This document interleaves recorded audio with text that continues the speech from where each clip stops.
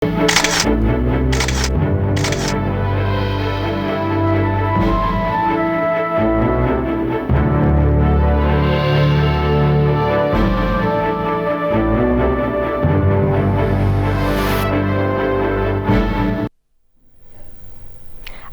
আলাইকুম। আমন্ত্রণ জানাচ্ছি জনপদের খবরের সঙ্গে আছি আমি ফারহানাইমা।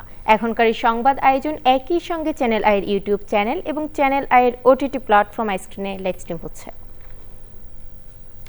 নওগাঁর আত্রায়ে এক ব্যক্তি ছুরিকাঘাতে স্ত্রী ও 2 বছরের শিশু মেয়েকে হত্যার পর আত্মহত্যা করেছেন। শুক্রবার রাতে এই ঘটনা ঘটে। আত্রাই থানা পুলিশ জানিয়েছে, রাজ সরকার তার স্ত্রী দৃষ্টি সরকার এবং 2 বছর বয়সী মেয়ে জেনিকে শরীরের বিভিন্ন স্থানে ছুরিকাঘাত ও গলা কেটে হত্যা করে। এতে স্ত্রী দৃষ্টি সরকার ঘটনাস্থলেই মারা যায়, মেয়ে জেনি আহত হয়।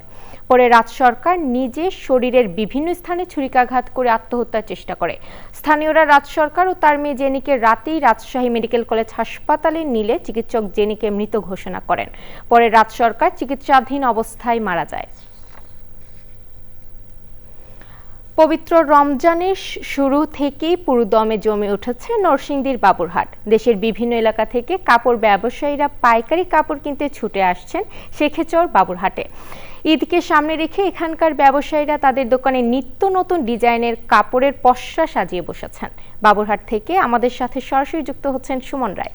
সুমন, ছুটির দিনের ঈদ কেনাকাটা নিয়ে আমাদের বিস্তারিত জানান।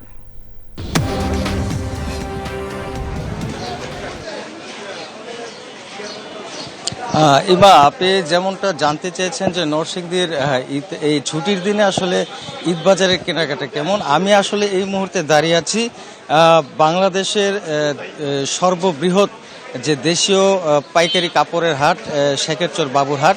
আমি সেই বাবুরহাটে এখন দাঁড়িয়ে আছি। এই বাবুরহাটের কথা যদি বলতে হয় যে এখানে কিন্তু প্রায় 7,000 ছোট বড় দোকান আছে, কাপড়ের দোকান। এখানে সব ধরনের কাপড়ের যে পণ্যগুলো আছে সবগুলোই পাওয়া যায় এখানে। 3 পিস, শার্ট পিস, বেডশিট, মশারি, শাড়ি, লুঙ্গি থেকে শুরু করে মানে দেশীয় কাপড়ের এমন কোনো পণ্য নাই যেটা এখানে পাওয়া যায় না। সব ধরনের যেহেতু বস্ত্র এখানে পাওয়া যায়, সেই সুবাদে কিন্তু দেশের বিভিন্ন জেলা থেকে ছোট বড় সব ধরনের পাইকারি ক্রেতা এবং খুচরা ক্রেতারাও কিন্তু এই হাটে কিন্তু ভিড় করেন সব সময়। আজকে যেহেতু শুক্রবার, আজকে কিন্তু এই আজকে হাটবার, তো সেই সকাল থেকে কিন্তু এখানে যে পরিমাণ ক্রেতাদের ভিড় ছিল এখন কিছুটা কম। তবে আমরা কয়েকজন ব্যবসায়ীর সাথে কথা বলেছি যে তারা যেটা বলেছেন যে এবার যে বেচাকেনা হচ্ছে সেটা বিগত 2-3 বছরের থেকেও অনেকটা ভালো এবং তারা লাভের আশা করছেন ভালো।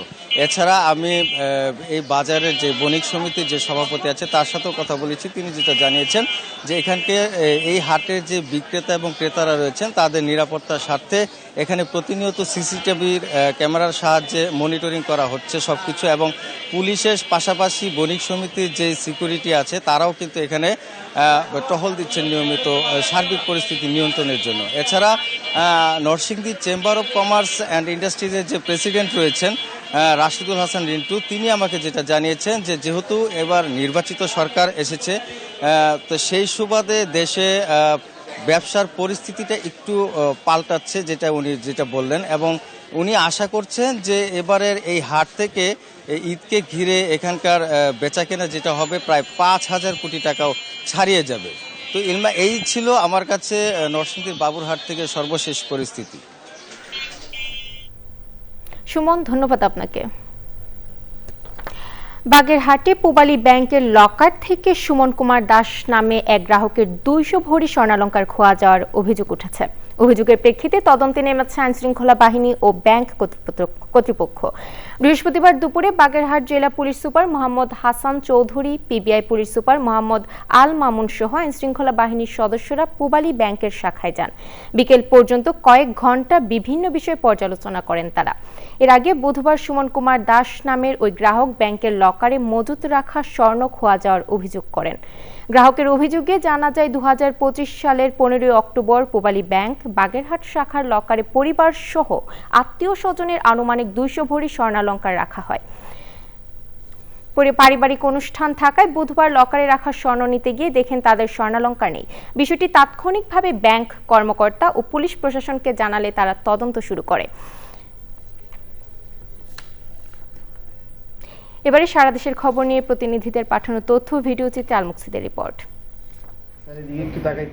চাঁদপুরে বিভিন্ন সড়ক দুর্ঘটনায় ক্ষতিগ্রস্ত পরিবারকে আর্থিক সহায়তার চেক দিয়েছে বিআরটিএ ট্রাস্টি বোর্ড।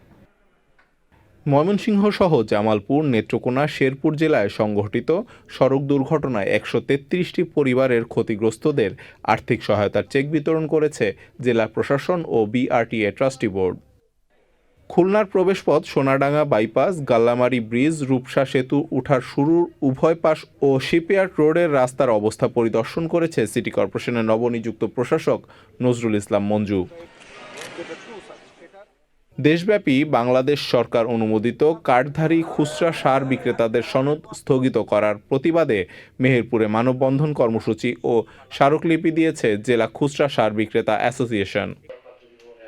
মেহেরপুরে ২৫ মার্চ গণহত্যা দিবস এবং ২৬শে মার্চ মহান স্বাধীনতা দিবস ও জাতীয় দিবস উদযাপন উপলক্ষে প্রস্তুতিমূলক সভা হয়েছে।